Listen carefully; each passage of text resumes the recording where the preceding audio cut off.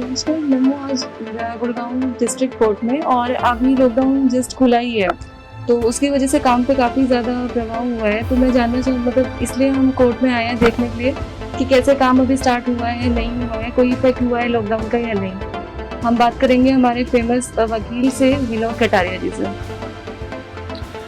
नमस्कार, मेरा नाम विनोद कटारिया है। कोर्ट लगभग पिछले 15 महीने से बंद है।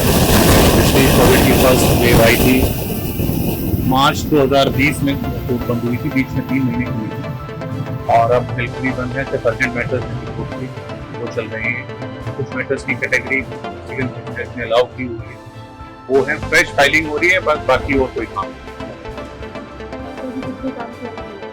सिर्फ अर्जेंट मैटर्स हैं जैसे बेल एंड स्टे हैं और कुछ कैटेगरी ऑफ केसेस हैं वो कर रहे हैं।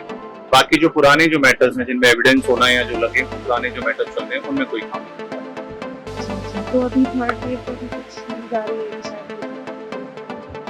थर्ड वेव तो अभी सभी प्रिडिक्ट कर रहे हैं कि आ सकती है। उसके लिए अभी कोर्ट जो प्रेमिसेस हैं इसमें वकील अपने चैम्बर से ही काम कर रहे हैं।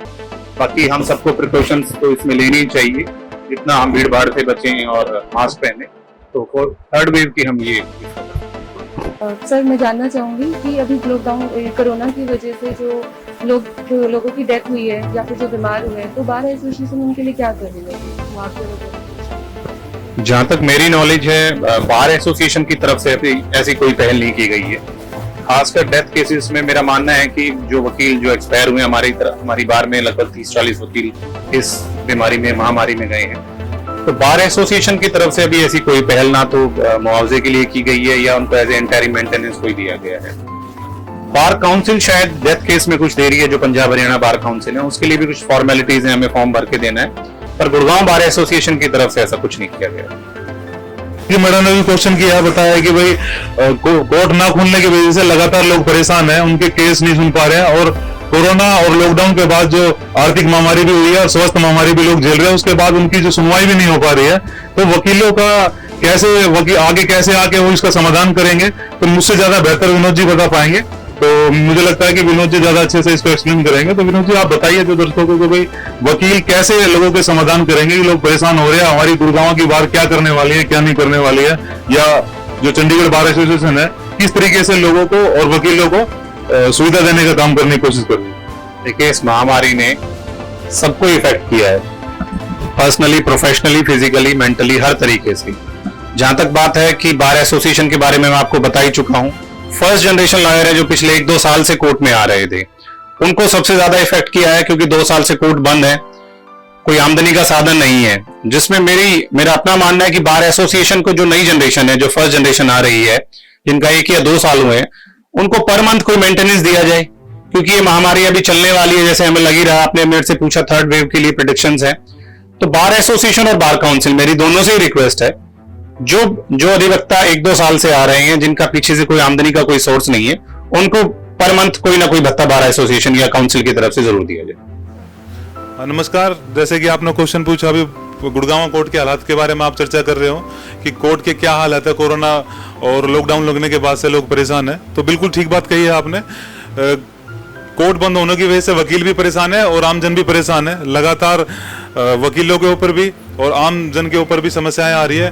वकीलों के ऊपर ये समस्या आ रही है क्योंकि कोर्ट बंद होने की वजह से बिल्कुल उनका रोजगार छिन गया है, काम ना होने की वजह से। ऊपर से बीमारी इतनी बड़ी है कि उसकी वजह से उनको ना कोई अभी तक कोई मुआवजा मिल पा रहा है, ना किसी और तरीके की कोई सुविधा दी जा रही है। और साथ में कोर्ट बंद होने की वजह से पहले तो फाइलिंग भी नहीं हो रही थी, तो आम जन जो है वो लगातार परेशान है, अपने नए केस नहीं फाइल कर पा रहे। हालांकि कोर्ट ने एक सुविधा दी हुई है कि अगर किसी की लिमिटेशन खत्म हो जाए तो उसके बाद भी वो फाइल कर सकता है। पर फिर भी बहुत सारी ऐसी सिचुएशन होती है, किसी को अपना कोई डिग्री करवानी है, किसी को प्रॉपर्टी बेचनी है, या कोई और क्रिमिनल संबंधित कोई भी केस है, तो उनको परेशानी का सामना करना पड़ रहा है। अगर कोर्ट खुल जाए तो काम सुचारू रूप चलने लगेगा, तो धीरे धीरे आम जन को भी विश्वास बढ़ने लगेगा और काम आगे बढ़ेगा। उसके बाद ही हमारी अर्थव्यवस्था और हमारा जो सामाजिक ताना बाना है वो ढंग से चल पाएगा। तो हमारे जो सबसे जितने भी हमारे सीनियर एडवोकेट हैं और हमारे जो प्रधान है, चाहे वो गुड़गांव के हों, चाहे वो पंजाब और हरियाणा के हों, या फिर बार एसोसिएशन ऑफ इंडिया के, उन सबसे यही आग्रह रहेगा कि वो कुछ आगे बढ़ के ऐसा कदम उठाए कि भी कोर्ट खुल जाए और वकील जितने भी परेशान हैं, जिनको आर्थिक रूप से परेशानियों का सामना करना पड़ा है, तो उनको थोड़ा बहुत मुआवजा दिया जाए या उनकी आर्थिक सहायता की जाए। तो ये सारी हम आपको। नमस्कार जी, मैं रामानंद सैनी अधिवक्ता। जैसा कि मैं देख रहा हूँ और सुनने में आ रहा है लगातार, वकीलों के लिए तो वकीलों के ऊपर बहुत ही भारी गाज गिरी है, क्योंकि वकील एक ऐसा है हमारे समाज में जो लोगों के काम करता है, लोगों के सभी झगड़े और ज़मीन से जुड़ी, प्रॉपर्टी से जुड़ी सभी चीज़ें वकील ही उनका समाधान करता है। लेकिन आज क्या हो रहा है कि जो कोरोना काल है, इससे वकील हमारा बहुत ही परेशान हुआ है। वकील समाज, इनके ऊपर बहुत भारी गाज गिरी है। जो भी मैटर थे पुराने सभी अगले साल पे चले गए हैं। तो मैं कहना चाहूँगा कि बहुत से हमारे वकील भाई पीड़ित भी हुए हैं कोरोना से, तो उनको जल्द से जल्द जितना जल्दी हो सके मुआवजा मिले। और मैं बहुत ही शुक्रगुजार हूँ, धन्यवाद करना चाहूँगा कि हैप्पीनेस इंडिया का, जिन्होंने इतना अच्छा मुद्दा उठाया है एक वकीलों के लिए, समाज के लिए, जो है ना कि बहुत ज़रूरी है ये चीज़ें जो है। धन्यवाद।